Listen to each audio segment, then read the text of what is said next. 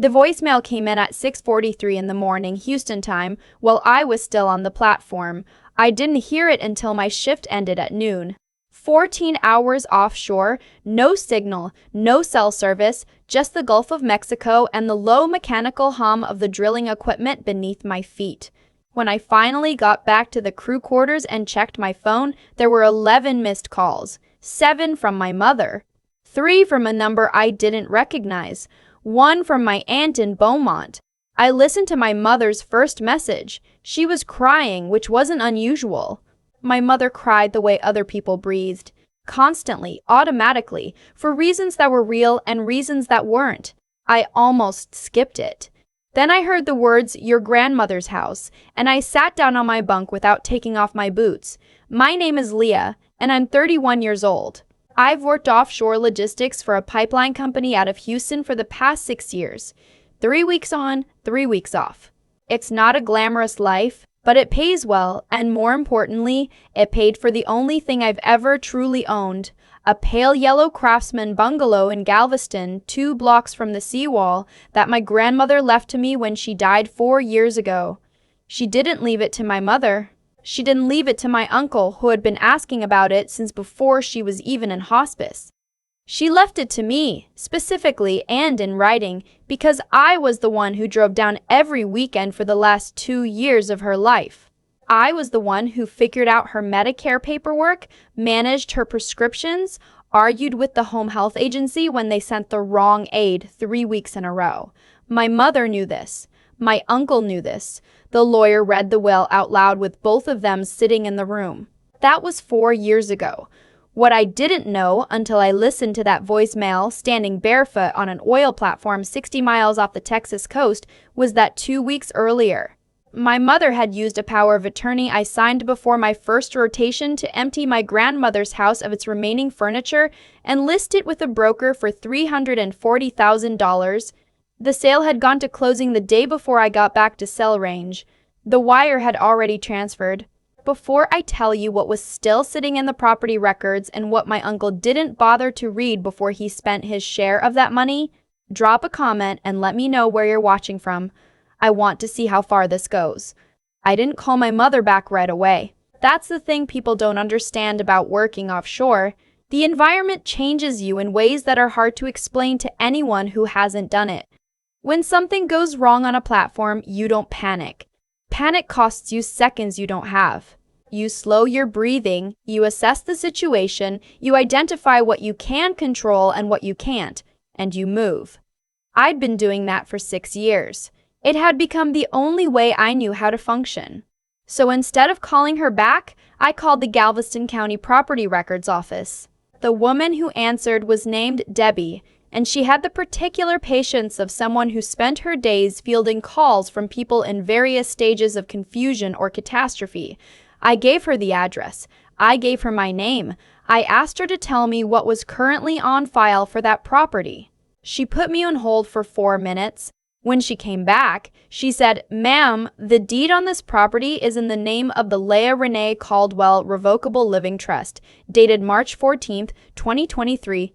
Is that you?" I said yes. She said the trust was the titled owner of record and that no transfer of a trust-held property could be completed without the signature of the named trustee, which was also me. I asked her if any sale had been recorded. She said no, nothing had recorded. A deed could be signed at a closing table, but it wasn't legally effective until it was filed with the county. And you couldn't file a deed transferring trust property without a trustee signature that matched the trust documentation. I thanked Debbie. I hung up. Then I called my attorney. I'd set up the trust 3 years ago, the summer after my grandmother's house transferred to me outright. I'd done it because a colleague on my crew, a man named Felix, who'd been working offshore for 20 years, told me what happened to his sister's property when she went through a divorce and her husband tried to claim it as a marital asset. Felix said, "Anything you own that matters, put it in a trust. It costs $800 and it makes you bulletproof." I had thought he was being dramatic. I was no longer thinking that. My attorney, I'll call her Dana because she asked me not to use her real name, picked up on the second ring even though it was a Saturday, which tells you everything you need to know about why I pay her what I pay her. I explained the situation in 2 minutes flat. She was quiet for a moment. Then she said, "Leah, do you know who the buyer is?" I said I didn't. She said, "Find out before you make any other calls. Because right now you have a situation where someone may have signed documents they had no authority to sign, and someone else may have wired a significant amount of money based on those documents. The buyer is going to be very unhappy when they find out." I said, "That's not really my problem." Dana said, "No, but it's leverage." I flew back to Houston that night and drove straight to Galveston the next morning. 3 weeks on a platform, no proper sleep, coffee from a gas station somewhere outside of Texas City. I had on jeans and a work jacket, and I hadn't brushed my hair. I want to be honest about that. I wasn't calm because I was composed. I was calm because I was so tired that the anger hadn't fully arrived yet. It was somewhere behind me on the highway, catching up. The house looked exactly the same from the outside. The pale yellow paint I'd had redone 2 summers ago. The window boxes I'd planted with rosemary because it survived the salt air. The porch swing my grandmother had bought at a church sale in 1987 and repainted every 3 years without fail until she couldn't anymore, and then I did it. My mother's car was in the driveway. So was my uncle's truck. I sat in my car for a moment, not to collect myself, just to observe. There's a difference, and it matters. Then I got out. My mother opened the door before I got to the porch steps. She looked the way she always looked when she knew she'd done something she couldn't fully defend. Hair done, expression preset to wounded, arms already crossed. Like she was arriving at an argument she'd been rehearsing for days. "I knew you'd be dramatic about this," she said. I didn't say anything. I looked past her into the front room, where my uncle was sitting on the couch. I'd reupholstered myself, holding what appeared to be a tumbler of scotch at 10:30 in the morning. "Your mother made a difficult decision," he said, not standing up, not looking at me directly. "Your grandmother's estate has been a financial burden on this family. The property taxes alone." "She paid off the property taxes," I said. "When she sold her car in 2021 to cover the bill, I reimbursed her. Fully. I have the Venmo receipts." He waved his hand the way men like him wave their hands. "Like, details are insects." "The point," my mother said, stepping onto the porch and lowering her voice as though the neighbors couldn't already see us through their front windows, "is that you're never here. You're gone for weeks at a time. You can't manage a property you're never at." "I manage it fine. The Hendersons called about the gutters in February.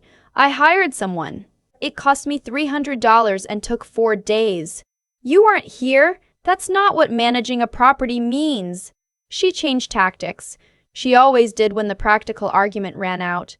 Her voice shifted down a register into what I thought of as the sorrow frequency. "I'm your mother, Leah. I used the power of attorney you gave me. You signed it. You gave me that authority because you trusted me. I had signed a power of attorney. That was true. I had signed it the week before my first rotation because I was 25 years old and newly offshore and hadn't yet written a will, and someone in HR had explained to me what happened to people's affairs when they were unreachable for 3 weeks at a time and something went wrong. I'd signed it for medical decisions, for banking in emergencies, for the specific and limited purpose of helping me manage basic life logistics while I was physically inaccessible. I had not signed it to sell my house, and more to the point, my mother didn't own the house. The trust did. "Where's the buyer?" I asked. My mother blinked. "What?" "The person who wired the money. Where are they?" My uncle set down his scotch. Something in his expression shifted. Not guilt exactly, more like the first premonition of it. "She's not your concern. The sale is done. The money transferred. Your mother will give you your share when—" "My share," I repeated. "You'll get your portion," he said, in the voice of a man who has decided how much someone else deserves of what belonged to them. "After costs. The broker's commission. I turned to my mother. "Call her." "Excuse me." "The buyer. Call her right now and ask her to come here." My mother looked at my uncle. He gave a very small nod. I watched that exchange and cataloged it without reacting to it. They had discussed this possibility. They had a strategy. They thought they were ahead of me. She won't want to come, my mother said carefully. Tell her there may be an issue with the title. The color shifted in my mother's face. Not a lot. Enough. She called. The buyer, a woman I'll call Renata, a property investor from the Houston suburbs who flipped houses along the Gulf Coast, said she'd be there in 40 minutes. My uncle refilled his scotch. My mother stood in the kitchen arranging and rearranging the items on the counter like she could make order out of something that was already beyond her. I sat on the porch swing and waited. Renata arrived in 35 minutes in a white Land Rover with a property management company logo on the back window. She was in her mid-50s, efficient-looking, the kind of woman who carried a leather portfolio and meant it. She walked up the path with the specific confidence of someone who believed the property under her feet already belonged to her. She stopped when she saw me. "You must be the daughter," she said. "I'm the owner," I said. She almost smiled. "Almost. Honey, I just closed on this property. I have the deed right here." She patted the portfolio. "Whatever family drama is happening, it needs to happen somewhere else. Can I see the deed?" She held it up without handing it to me. I could see my mother's signature on the seller line. I could see Renata's signature. I could see the notary stamp. What I could also see, because I had pulled up the trust document on my phone that morning and read it for the 4th time in 2 days, was exactly what was wrong with it. The deed lists the seller as my mother as attorney, in fact, for Leah Caldwell, I said.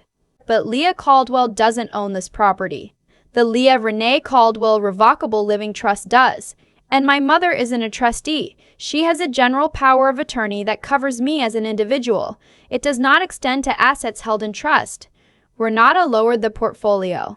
"She can't sign on behalf of a trust she has no authority over," I continued, "which means the deed she signed is not legally effective, which means the sale didn't close. Not legally, not in any way that would survive a title challenge." Renata was very still. Then she opened the portfolio and looked at the deed again, the way you look at something when you already know what you're going to find. "The title company ran a search," she said quietly. "They ran it on my name. The trust is a separate legal entity if they didn't pull up the trust documents specifically." She closed the portfolio. "Where is she?" It wasn't a question. It was the voice of someone who had just understood exactly how much money was in the air and was calculating how fast it could fall. She walked into the house. I followed. My uncle stood up. My mother turned around from the kitchen. Renata set her portfolio on the dining room table with a careful, deliberate motion. "Tell me," she said to my mother, "that you had the authority to sell this property." My mother looked at my uncle. "She has power of attorney," he said, moving toward the table. "It's a general power of attorney. That covers real property. It covers me as an individual," I said from the doorway, "not assets in my trust. There's a legal distinction. It's not subtle." Renata pulled out her phone. I watched her open what I assumed was her title company contact. Then she stopped and looked at my mother. "Did you know the property was in a trust?" The silence lasted just long enough to answer the question. "I didn't think it mattered," my mother said, and I watched Renata absorb that sentence and everything it meant. "You didn't." Renata set her phone face down on the table. "The money has already transferred. $340,000, wired yesterday morning. If this sale is invalid, that money is sitting in an account that belongs to..." She looked at my uncle. "We've made arrangements," he said carefully. "What arrangements?" He didn't answer immediately. My mother looked at the floor, and I waited, because I had learned from 6 years offshore that the most important information usually surfaces when you stop demanding it and just let the silence do the work. Finally, my uncle said, "Some of the funds have already been allocated." "Allocated where?" Renata said. He cleared his throat. "I had some outstanding debts." "How much?" Another pause. "A portion." Renata picked up her phone and dialed. "This is Renata Voss. I need you to flag the Caldwell-Galveston transaction. The seller may not have had authority to convey. Do not release any further funds. I'm going to need a full legal review before." She stepped out onto the porch, talking fast and low. My mother turned to me. Her expression had shifted again. The wound-up defensiveness was dissolving into something that looked almost like vertigo. "Leah, we can fix this." "Can you get the money back?" I asked. She didn't answer. "From wherever Uncle already spent it," I said. "Can you get it back?" My uncle set down his glass. "Listen, let's talk about this like adults. You were never using this house. You're offshore half the year. This property has been a liability for this family." "It's not your family's property," I said. "It's mine. My grandmother left it to me. I put it in a trust to protect it. I protected it from the market, from creditors, and apparently from you, because that's exactly the kind of situation a trust is designed for." "You set a trap," he said. His voice had gone hard. He was doing the thing men like him do when logic runs out, reframing their own exposure as someone else's betrayal. "You knew. You let your mother go through this entire process knowing she didn't have authority." "I was on a platform with no cell service," I said. "You knew before you came back." "I knew when I landed," I said, "and I called a lawyer instead of calling you. Because calling you would have given you time to move the money somewhere I couldn't find it." His face went a specific shade of red that I had seen before at my grandmother's kitchen table when she told him the house was going to me. "You're going to destroy this family," he said. "I'm going to recover my property," I said. "Those aren't the same thing." Renata came back inside. She looked older than she had 20 minutes ago. She looked at me with an expression that was not quite respect and not quite resentment, and something in the middle. "My attorney is going to need to speak with your attorney," she said. "Today." "That's fine," I said. I gave her Dana's number. She looked at my mother. "You told me you had a power of attorney covering this property." My mother said, "I thought I did." "You thought," Renata said. A flat, precise repetition, nothing more. She picked up her portfolio and walked back to her car without saying goodbye. I watched her from the porch. She made 2 more phone calls in the driveway before she drove away. Inside, my uncle was already on his phone. His voice was low and tight, and he had moved to the far side of the living room as though distance would make the conversation private. I could hear fragments. He was calling someone about the money. He was using the word temporary. He was using the phrase sort it out. My mother sat down at the dining room table. She was looking at her hands. "I needed the money," she said quietly. Not explaining. Just saying, "I know," I said. That was true. My mother's financial life had been a series of emergencies for as long as I could remember. My father had left when I was 9. She'd never fully recovered economically from the divorce, and over the years I had covered things I probably shouldn't have covered. Car repairs, medical bills, a credit card balance that seemed to reconstitute itself every 18 months, no matter how many times I helped her zero it out. But there was a limit. There had to be a limit, because there was no amount of love that made it acceptable to sell the house your mother's mother left you without asking, while you were 60 miles offshore with no phone signal. "You could have called me," I said. "You were on the platform. I have a sat phone. You know the number. You've had it since 2019. She didn't say anything. "You didn't call," I said, "because you knew I would say no." She looked up. And for a moment, the performance dropped. The rehearsed expressions, the defensive postures, all of it fell away, and what I saw underneath was the face of a woman who had convinced herself that what she was doing was justified, and was only now starting to understand that justification and legality are not the same thing. "You were going to keep my portion," I said. It wasn't a guess. "I was going to take care of you," she said. "I was going to make sure. How much did you tell Uncle he could have?" She didn't answer. Which was an answer. Behind us, my uncle's phone call had gotten quieter. Then it ended. He walked back into the living room and sat down in the chair across from my mother, and for a long moment the 3 of us just sat in the house that was still, legally, mine. Then he looked at me and said, "The money isn't gone. Most of it is still accessible. We can reverse this. We can make it right." I looked at him. He was saying the things people say when they realize the full weight of what they've done is about to land on them. Not because he meant them, because he was calculating. Renata's attorney is already involved, I said. Which means the title company's attorney is involved, which means what you and my mother did is going to be reviewed by people who are not your family and have no interest in protecting you. His jaw moved. You could tell them it was a miscommunication. It wasn't. Leah. His voice dropped. You could destroy your mother's life over a house. You tried to destroy my life over money, I said. I'm just the one holding the documentation. My uncle left 20 minutes later. He made a call from the driveway and drove away without coming back inside. My mother stayed. She sat at the table while I walked through the house, checking what was still there, what had been moved, what they'd started removing before the closing that never legally happened.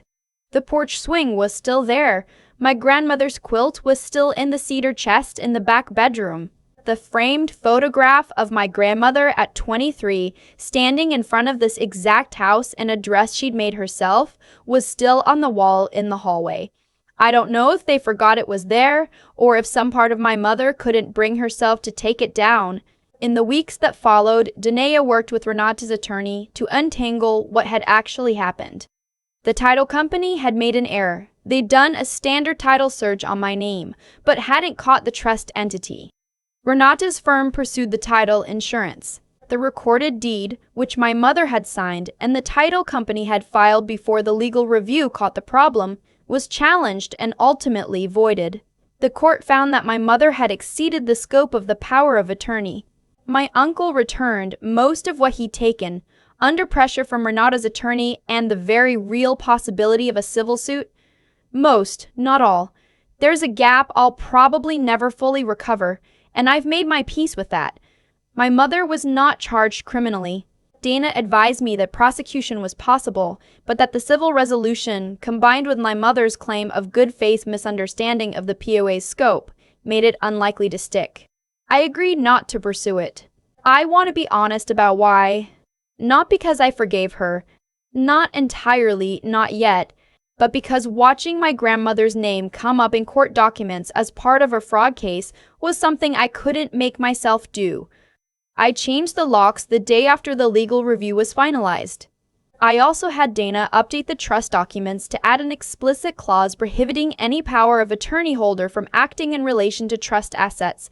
Apparently, this is a clarification that protects you, but that most attorneys don't include automatically. I'm telling you this because I wish someone had told me. The house is still pale yellow. The rosemary is growing back.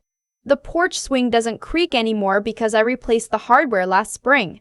On my 3 weeks off, when I'm not in Houston for work logistics, I'm here. Sometimes I sit on that swing in the morning with coffee before the tourist traffic picks up on the Seawall Road, and I think about my grandmother, about how she sat in the same spot for 50 years watching the same street, keeping the same house, how she chose me to keep it after her. I don't know if I'll ever fully understand what my mother told herself that made it feel acceptable. I've stopped trying to. What I know is this: the people who loved me built something for me. The people who should have protected it tried to take it. And the only reason they failed is because a colleague named Felix, on a crew boat in 2022, told me to put everything that mattered in a trust. I sent Felix a bottle of Woodford Reserve when it was all over. He texted me back one word: bulletproof. If you've ever had to become the difficult one in your family just to keep what was already yours, share this. And if you're working offshore, working away, working long hours somewhere that makes you unreachable, go talk to an estate attorney this week. Not next month. This week. I'm serious. I thought a lot about what my mother told herself in the weeks before she signed those papers. I don't think she woke up one morning and decided to steal from me. I think it was slower than that. A gradual erosion of the line between what was hers and what was mine, built up over years of me saying yes when I should have said, let me think about it. Years of covering the car payment and the credit card and the medical bill until the boundary between my resources and her needs became something neither of us could see clearly anymore. She didn't think of it as taking, she thought of it as rearranging. That's the part that took me the longest to understand, and honestly, It's the part that still keeps me up sometimes when I'm on the platform and it's 3 in the morning and there's nothing to do but think. What I know now, that I didn't know at 25, is that the people who take from you are rarely strangers. They are almost always people who have practiced, slowly, over a long time, treating your stability as a shared resource. And because you love them, you let it happen in small ways first. You cover the shortfall. You don't make it a big deal. You tell yourself it's family, which is supposed to mean something. And it does mean something. It just doesn't mean what they're using it to mean. My uncle spent money that wasn't his to spend on debts he created through choices that had nothing to do with me. And then, when it collapsed, he sat in my grandmother's house, the house she spent 50 years maintaining, the house I'd driven down every weekend to help her keep, and he told me I was destroying the family. That's the thing about people who take, they are always most offended when the taking stops. They experience accountability as an attack. They experience your self-protection as your moral failure. I don't carry that anymore. It took a while, but I don't. What I carry instead is this. The decisions I made at 25, the ones that felt bureaucratic and slightly paranoid at the time, setting up the trust, keeping the documents organized, paying attention to the legal details nobody around me wanted to think about. Those decisions are the reason I'm sitting on my grandmother's porch right now instead of trying to rebuild from nothing. Intelligence isn't just what you know. It's what you protect before you need to protect it. It's having the conversation with the estate attorney before anything goes wrong, not after. It's listening to Felix on a crew boat when he tells you to put the things that matter in a trust, even when you're 25 and nothing bad has happened yet, and you can't fully imagine that it could. I think about my grandmother a lot when I'm here. She wasn't a woman who talked much about what she'd built or what it cost her. She just built it. She kept the house painted, kept the gutters clear, kept the records in a fireproof box in the hall closet. She was organized in the way that people who've had to rely entirely on themselves are organized. Not from anxiety, but from understanding that the structures you build around what matters are the only thing standing between it and the world. She chose me because she recognized that in me. I understood that the day the will was read, and I still believe it. The people who tried to take this house made their choices and lived with the consequences of those choices. My mother has a relationship with me now that is careful and limited, and probably always will be. My uncle has a civil judgment against him that will follow him for years. Renata recovered most of her money through title insurance, which is exactly what title insurance is for. And I changed the locks, updated the trust documents, and planted more rosemary in the window boxes because the salt air keeps killing it, and I keep replanting it anyway. That's the version of stubbornness I'm proud of. If this story made you think about something you own, something that matters, something you haven't protected yet, do something about it this week. Not because something bad is coming, but because you won't always be able to predict when it does.